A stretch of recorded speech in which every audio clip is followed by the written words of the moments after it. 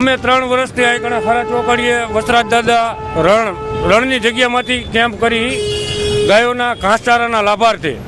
તો તમારા માધ્યમ સોશિયલ મીડિયાના માધ્યમથી બધાએ જાહેર જનતા ધર્મપ્રેમી જનતાને અમે અપીલ કરી કે ફૂલ નહીં તો ફૂલની પાંખડી સ્વરૂપે જે તમારી યથાશક્તિ હોય એ મુજબ દાન કરો. અને જગ્યાથી વિશેષમાં ચાલુ છે. હવે આપણે રણની જગ્યાની વાત કરી તો અહીંયા આગળ ચોમાસાના 5 મહિના બધો રસ્તો બંધ હોય છે. રણ એક મંદિર દરિયાઈ પરિસ્થિતિમાં ફરી વળે છે. તો ત્યાં આગળ 8,000થી પણ વધારે ગાયો છે. તો ગાયોના ઘાસચારાના લાભાર્થે અમે આ કણે મંડપ કરી છીએ. અમે 2 દિવસ પહેલાં યાર્ડમાં ગયા તો યાર્ડમાંથી પણ અમને સારો એવો ઘાસચારા માટે ફાળો મળેલ છે. અને બીજી વાત કરીએ આપણે રણની ગૌશાળાની તો ગૌશાળામાંથી દહીં, દૂધ, ઘી, છાશ કશું પણ વેચવામાં આવતું નથી.